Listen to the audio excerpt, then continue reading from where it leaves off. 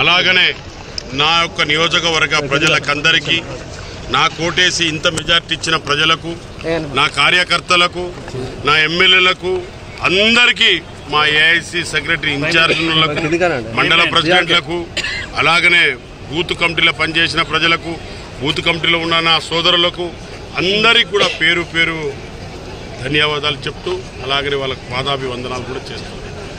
ఎందుకంటే ఇంత మెజార్టీ ఇచ్చి నన్ను గెలిపించి ముందుకు తీసుకుపోయిన ప్రజలకు, వారికి అందరికీ కూడా నేను స్వాగతిస్తూ వాళ్ళకి నేను రుణపడి ఉంటానని చెప్పుకు తప్పదు. అదేవిధంగా ఇండియన్ కూటమి రావాలని కోరుకుంటున్నా. కాబట్టి సాయంత్రం వరకు మనం వెయిట్ చేయవలసిన అవసరం ఉంది. సాయంత్రం వరకు చూద్దాం. ఇండియన్ కూటమి వస్తే తప్పకుండా మీకు రాహుల్ గాంధీ గారు తప్పకుండా ఆయన అన్న గ్యారెంటీలు కూడా తప్పకుండా సక్సెస్ అవుతుంది. ఇండియన్ కూటమి వస్తే మా గ్యారెంటీలు మేము తప్పకుండా ఇస్తాం. మొన్ననే రైతు బంధు కూడా ఇచ్చారు ముఖ్యమంత్రి గారు.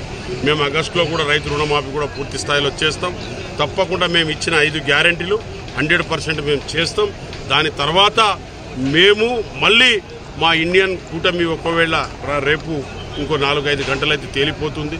కాబట్టి రేపు ఎల్లుండి మరి ఏమవుతుందో చూడాలి. ఇండియన్ కూటమి పెద్ద భారతదేశం, అది ఏమేమి అవుతుందనేది దాదాపుగా అందరు ముఖ్యమంత్రులు అందరు కలిసి కూడా చేయవలసిన అవసరం ఉంది. కాబట్టి తప్పకుండా గౌరవనీయ ముఖ్యమంత్రి క్యాబినెట్లో ఉన్న ప్రతి ఒక్కరికి కూడా వాళ్ళకు కూడా వందనాలు.